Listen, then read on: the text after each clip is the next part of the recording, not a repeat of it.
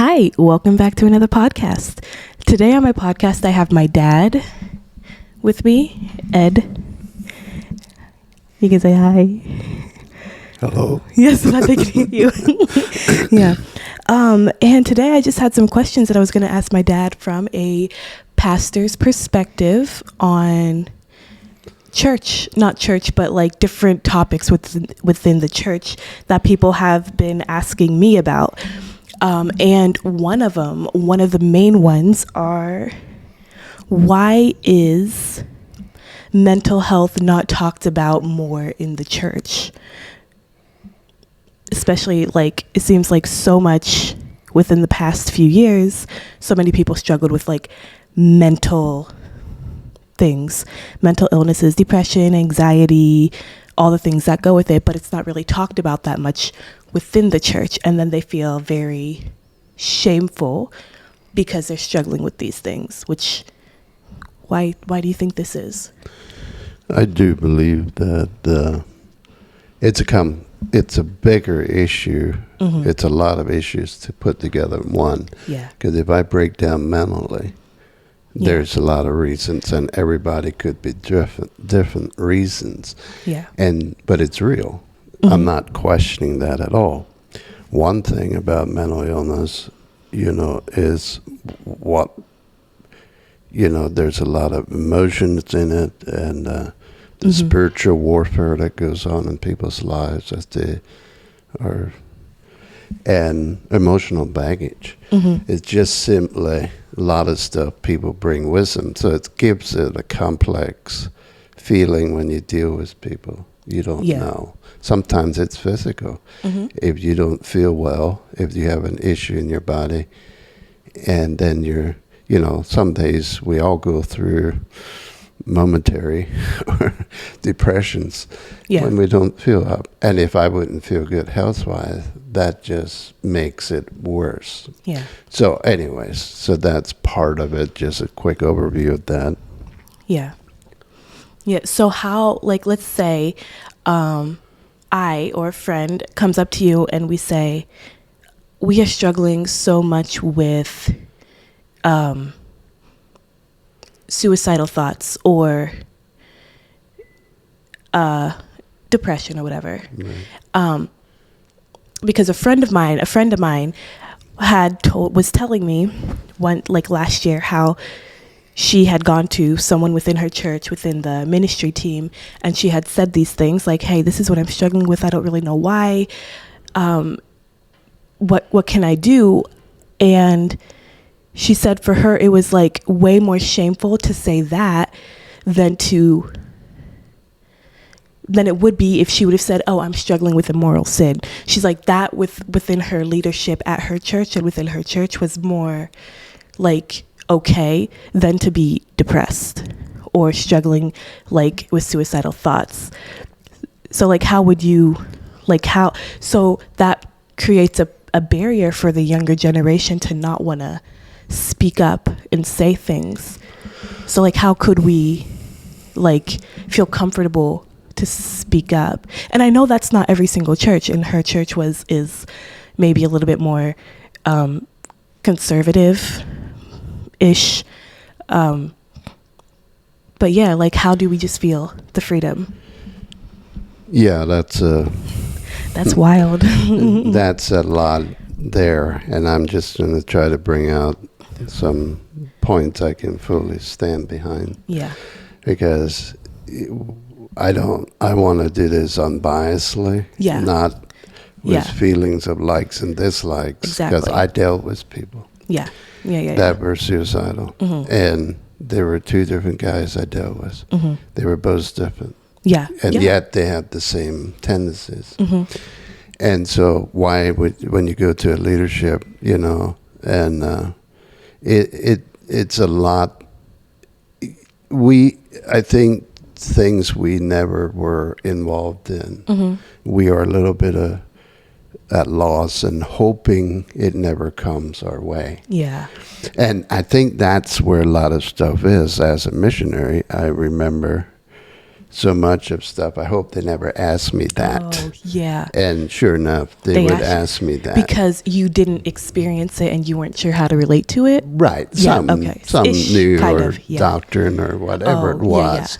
You know, you kind of, you know, you're trying to push what you're comfortable with instead of being full unashamed of the gospel. Yeah. How did Jesus deal with somebody like that? Yeah. Would be another way of asking it. Yeah.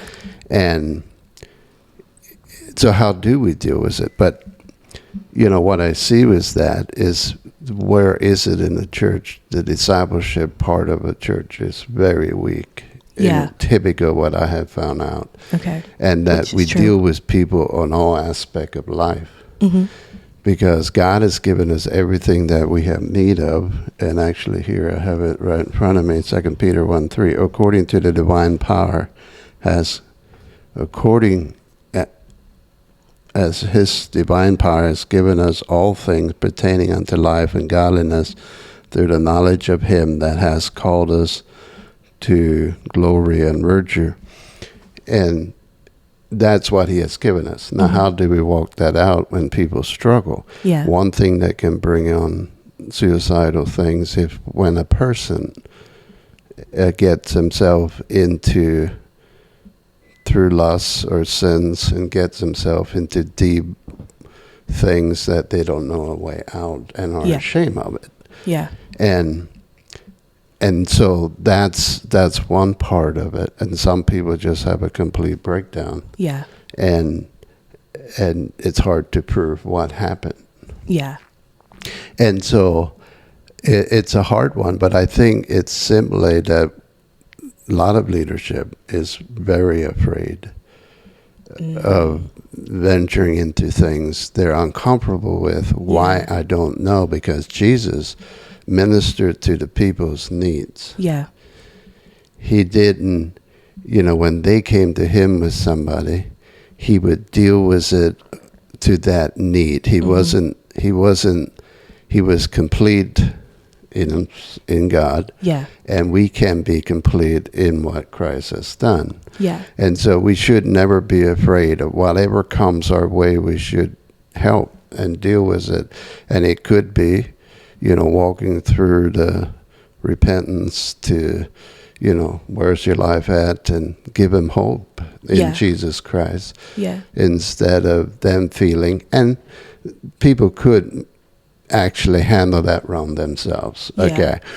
I'm not blaming all pastors, because the person can be looking for something they're not willing to receive. They need to give up. They're not willing to surrender to it. Yeah. Are we fully giving ourselves over to the gospel? Yeah. And so I see that, and yet on the other hand, I feel there's a lot of lacking in this area of knowledge, of even preaching on it. I don't remember. Did I ever hear a message? I don't think I've actually ever even heard a message of it, of like mental health or just, that type of thing. Right. And since I knew we were going to talk about this sometime, I looked some stuff up. It's really hard to find anything that Jesus on that issue. Yeah.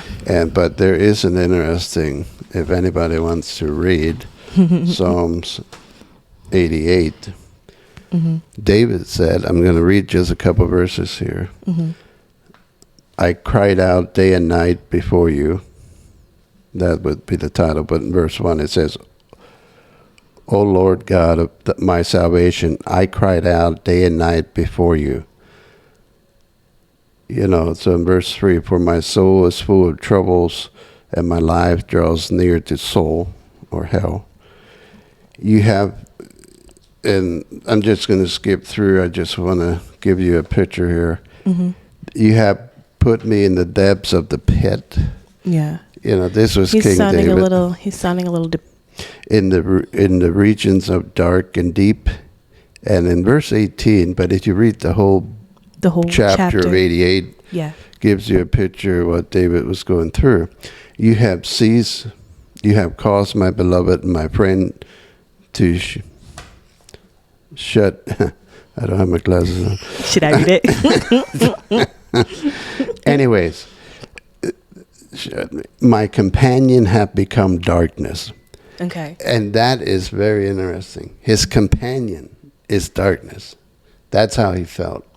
There was somebody with him at all times that was just simply nothing but darkness. Yeah. Now, King David, a man after God's own heart, and this is what I would like to encourage people in, is this is nothing that you're going through alone. Yeah. It is something that's common to people. Now, as Christians, you know, Jesus is there for us. And to take us beyond that and get us over that to a healthy view of things. And what happens when we have an unhealthy view or brought ourselves into an unhealthy situation, and maybe we didn't bring ourselves into that unhealthy situation, things around us might have created that void for us. Yeah. But regardless, even David had put himself in situations where he shouldn't have. However, I don't know. I didn't research the context of time that he was dealing with this. Yeah. I'm sure that's all there for people to find out. Yeah. And so yes, so those are things that we go through. I know I went through dark times. I was never suicidal, but yet on the other hand, I was deeply hurt and wounded, and that would bring that type of feelings of darkness. It was just that thing was always there. Yeah. Now, how do we overcome that? Is again, Jesus Christ has brought us everything we have need of. And when we realize how he dealt with people, he is there for that moment. Yeah. When you feel your companion is darkness, that is, but he is also there, the light to shine the way out of that. Yeah. And I understand you might not see that. Yeah. I understand that. But yet, that is our hope as church people, that we're committed to one another. And what I meant earlier by discipleship is that we're committed to discipling people in the fullness of Christ and helping get there. That's why it's so important to be in church, to be around people, that we can see that and not to avoid those that we know that are going through hard times. It's very easy to create clique groups, which only amplifies the darkness in somebody's life. Yeah. But they don't fit in. They don't fit in, yeah. And they feel left. I don't care if a church is small. Yeah. I don't care if a church is big. It is, the potential is always there for that. Yeah. And you feel left out. And that is a bad thing. A church is there to lift up Christ. It is not for anything else, but to help each other along the way. Yeah. And that is our sole job, and we don't always we kind of fail a little bit. We fail on that often. But you said, you also mentioned discipleship is key. Do you feel like a lot of churches are kind of lacking in discipleship? Do you think that's kind of where this whole thing kind of happens? Well, I'm going to say it this way. Okay. So I get in trouble. Oh, not trying to do that. No, but I feel it's a lot of ministries. The leadership is there. They have a goal. They have a purpose. And anything that doesn't fit in that is interruptions. And the people that are seeking help kind of feel that. Yeah. And so that is wrong to start with. The church is the body of Christ. It's not an individual man. Even if he's the leader, I respect leadership. I respect whoever leads out in a group like that. That is right. But if it's his vision, it is not right. Yeah. But it has to be Jesus Christ's vision. Yeah. And I feel that there has to be that going on. That's how I would see into that. Because it's very easy, and I've been in leadership for 24 years, and that is it's easy to become that. It's because now I plan, we're going to do this in the next couple of weeks, and something throws a curveball into that, and then we don't, it blows everything up. And then somebody needs help, or we're busy with something else, and we don't have energy left to do something else. And be there for someone else. Mental weakness takes a lot of energy. I know that. Yeah. I experienced that. You deal with a person that is in so darkness that you cannot, you pray with them, you argue with them, you try to get the scripture across, and they're unwilling to take it or unable to. Yeah. And that is tiring. That is very tiring. So it is one of the hardest things I know of that I ever dealt with. Yeah. I don't think there's some things really heartbreaking that are, but this thing it saps your energy more than anything else in ministry. Yeah. And so in a sense, it's an easy one to avoid. Yeah, I get that. I understand that. Do you think all mental illnesses or mental health things or whatever, do you think it's all related to the powers of darkness? I don't know. There is a lot of theory out there that some groups believe it's all demonic, and I do not believe that. I do believe if somebody is allowing themselves to sink into darkness, there's a demonic aspect. The devil can influence them, will take advantage of that. That is what I see, because I can't always, because I know one case it had a lot to do with an infection in the body. Yeah. See, because there are some, that's what I was thinking, there are some biological factors to mental health issues. Right. Yeah. And then emotional baggage. Yeah. And I know you're adopted, but that is a baggage some way why it is, I don't know. In a sense. For some people, I was never in that place. But so you bring along emotional hurts of rejection and enter into a relationship, and things don't go well because of that, and then it deteriorates into depression. Yeah. And so I see that line, and it's not demonic in itself that there's a devil in the person. Yeah. It is maybe demonic destruction along the way, that a home was destroyed, children were left alone. Yeah. They had to be placed into other homes. And all that is not God. Yeah. Okay. So I'm a strong believer in that the devil influences a lot of things. How often is he actually living within a person? I don't know. Yeah. It's not very often. Yeah. As a believer. Yeah. But the influence, if I open the door for him, he's definitely going to be there. Yeah. And so all this stuff we have to overcome that and turn back to Jesus Christ and let him, and be willing to humble ourselves and walk humbly and walk out of that darkness. Yeah. Because some people have really, what they said and what they argued about, they had to change 100% and walk out of that. Yeah. Because they have really built their own dark place, and they're unwilling to leave because nothing makes sense. It doesn't. They have to believe somebody else to lead them out of there.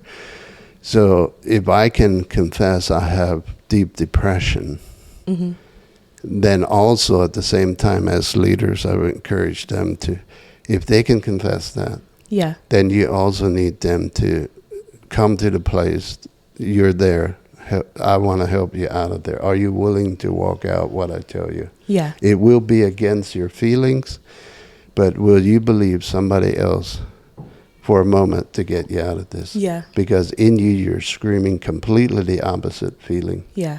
And you got to let go of your likes and dislikes and follow somebody. Because if they can admit that they're in depression, then surrender yourself to somebody you can trust. Yeah. And walk it out.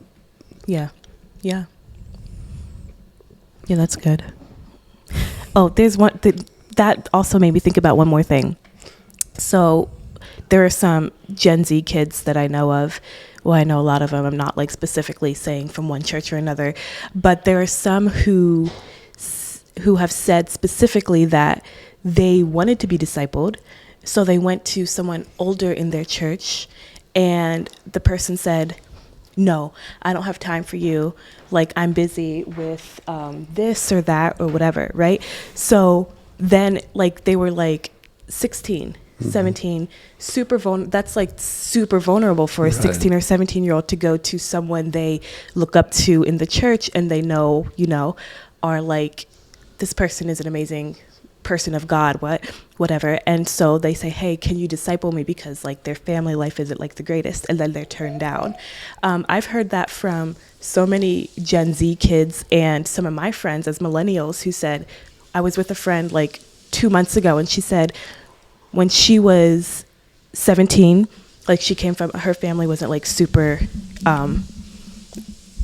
great or whatever, but she went to someone within her church and was turned down. And she's like, now she sees like whatever. But she said she never, even to this day, and how old am I? Like 30? She's like, she's never ever asked for discipleship from someone again, because it's like this, she just can't do it.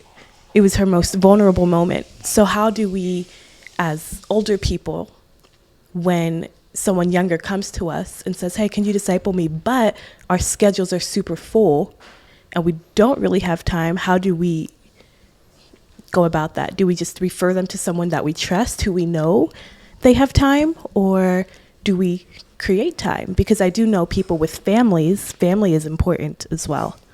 Your family and different things. Well, the whole thing of discipleship is really it's really needful, and it has to be. Put it that way. It's not just needful; it has to be. And if somebody comes and asks, we got to make room for that. Now, I mean, how much, Like it doesn't have to be an every single day thing. It doesn't have to be that. It has to be that they can, even you meet with them, you text them, all those things can happen in that process of time. However, what I see, if I feel this person needs this type of help, and I don't have that gift, I'm not talking about time. Because I make a line, because maybe I just need to change things. But when I don't have the gift, literally don't have that grace, and I know my brother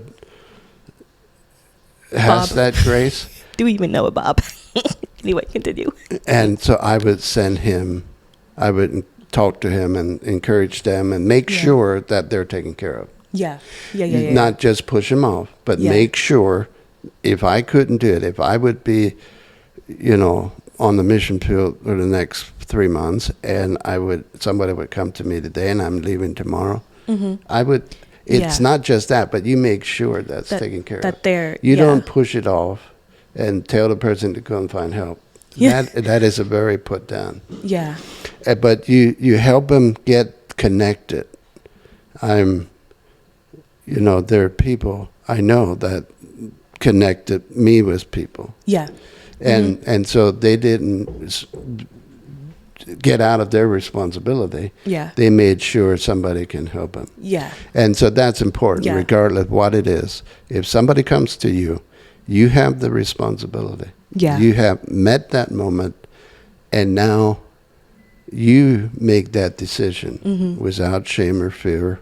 This is to be clear and honest with the person, but also clearly set them up and make sure that can be done and will be done.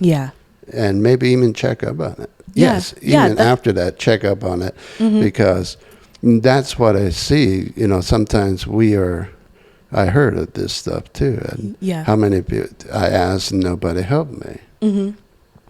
And a lot of young people, girls and boys nowadays in this world, there's so much out there that is destructive. And so if we have those opportunities, don't miss it. Yeah. And for us, you or anybody else in church, you know, that's our responsibilities. Yeah. It's not the pastor's responsibility. Yeah. The pastor's responsibility is to tell us that. Yeah. To make sure we are going to do that. Yeah. You know, and it's not, you know, yes, that's how it works. And I see that with that kind of discipleship and the breakdown in our society and what people come out of and how do we help people in our churches that we never saw anything like it or heard anything like it. But that door should be more open than that. We should open that door, and the churches should open the door that you go to somebody and that person is responsible. And I'll say it a little more clear than that. For the people in the back. It is it's your responsibility. You can't walk that out. Yeah. I tell you what, you should be in trouble with your church. Yeah. you know. No, but it is so serious. I just want to put the weight on there. Yeah. That is how serious it is.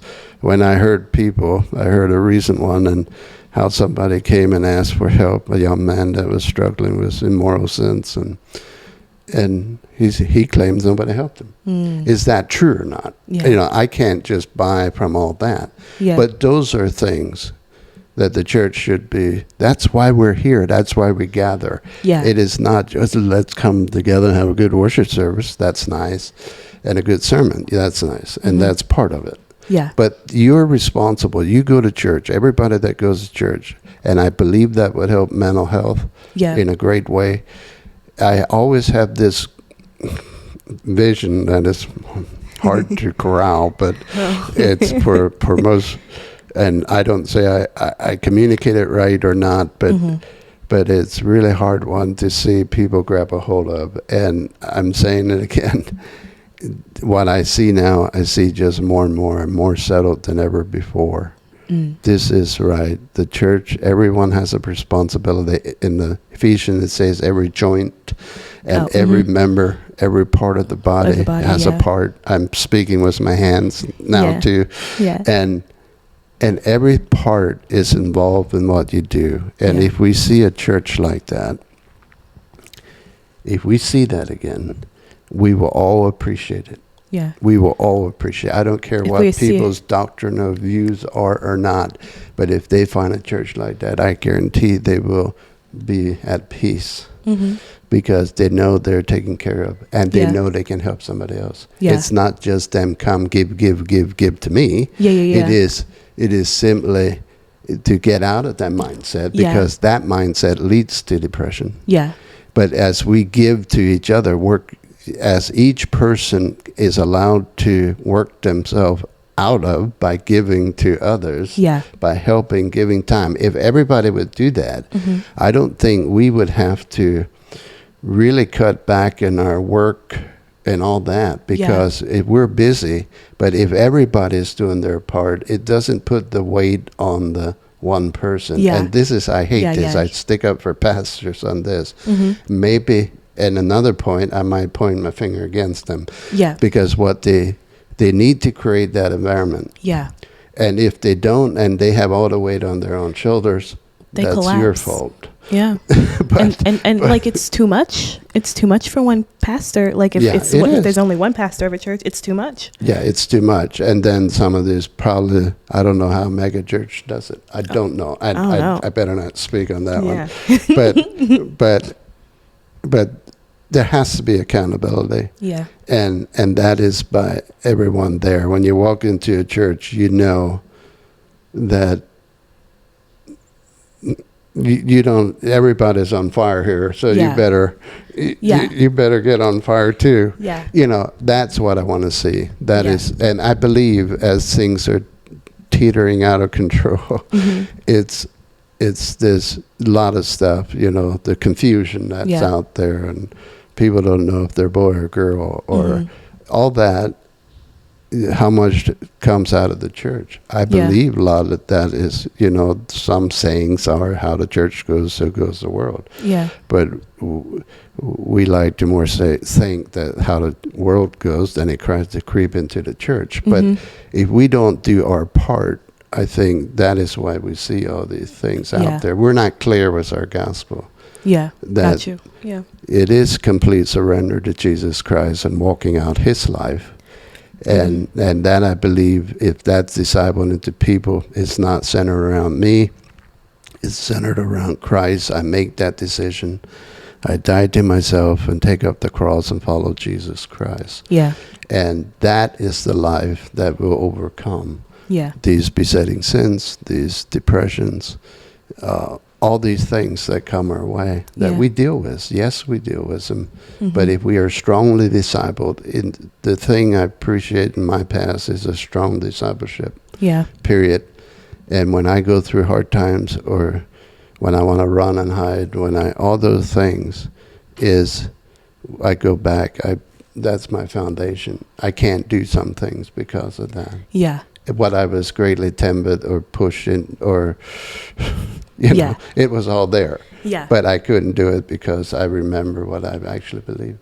Yeah. And so, anyways, that's a long that's a long-winded ramble. Thing. Yeah. I think what a lot of churches are missing, from what I've been gathering, is they preach a good gospel, but they don't preach that Jesus is Lord of your life. Like, as long as you love Jesus and you do good things and you help people, you're good. But it's not they don't preach or teach that Jesus needs to be Lord of your life. And I think I don't know. That's just my thoughts. No, I don't know. I think that's true, because what I see that doesn't make sense is why can we say, I'm watching a deer go through the woods at the same time I'm speaking. Anyways. We're on vacation. Yeah, we're on vacation. That's why there's so much other noise going on. So anyways, if I can preach, but Jesus, a lot of people say, I love the Lord, and they live their own life in a very ungospel way. But Jesus is Lord, and he has to be, and that's the only way you can claim to be a Christian. Yeah. And that lordship has to be clear. Yeah. And as we help people, because there's a lot of people that, even like unbelievers, they go around the world, do good works. Yeah. So we have to be careful with that, because even says in Matthew, the Catholic nuns, I'm going to mention it, they go out there and serve, and that's good. Yeah. But some of them don't have a relationship with Jesus. Don't have a relationship and with it says, is Jesus it in Matthew Christ, where it says, I say to you, wait, they say, Lord, Lord, here I am, or whatever. Yeah. But he's like, I know who you are, and you did all these good things, or he's like, I don't know who you are. You did all these good things in my name, but I don't know you. I'm paraphrasing, because wow, that was not it. He said, I never knew you. And so that is shocking that it's possible, but that's in the Gospels. And it's and not I a great think verse. that's why it says there's another Jesus. And Jesus the Bible warns about that, because when I stand before God and tell him, this is how I did this, and I did that. Maybe it's me, I. Yeah. But I did all that. He says, I never knew you. Because I probably was serving an imaginary Jesus. Oh. Another Jesus. I just saw that recently in Revelation in my mind, how that works. Because I often, there's another, how do you explain that? And I believe that's why. Jesus was not lying when he said, I never knew you. When he says that. Yeah. And so, in that, as we serve, don't make up as you go through hard times.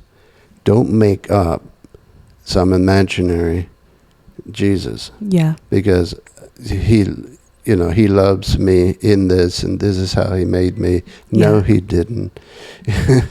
Does he love you? He 100% loves us. Yeah. And he is with us. But his love does not save us if we don't accept his love. Yeah. It's him that saves us. It's his plans. It's his finished work on the cross that saves us. It is not, what I wish for. It is not what I would hope for. I'm in this bad situation. That might not go away. In Africa, there were a lot of people, a lot of young girls that had children out of wedlock. And that was something that never went away. Yeah. They came to Christ, and they had to take responsibility for their child. Yeah. And I did not hold that against them. Yeah. But it was still something. They found themselves in a situation that they could get depressed about. But no, God is with you. Yeah. That sin is taken care of. And now what's in your hands to do that is still right, you do that. You do not forsake, or like some that was common, they would leave their children and move on in life and hardly ever raise them. Yeah. But that is not, because you're still responsible. Yeah. What you have been given. But now you can do it with the help of God. Yeah. And that is with depression. I can now walk through hard times. Yeah. And I did. With the help of God. Yeah. Because he is with me. I didn't, I had him. And yet he allowed me to go through a dark period. Yeah. And that is what I would encourage everyone that struggles with this. Yeah. And find somebody that will help you. Yeah. Not your likes or dislikes, but Yeah. find somebody that will help you and that you allow them to help you. Yeah. That is on your end. Because I know some people that are very stubborn and they want it their way. But when you get yourself in trouble your way, then get out of your way and let somebody lead you to God's way. Yeah. Yeah. Okay. Well, that was a lot. We kind of covered a lot of different things, but I think the podcast is going to end here. Thank you for being on the podcast. Thank you for having me. All right. Peace. And we'll see you in the next podcast.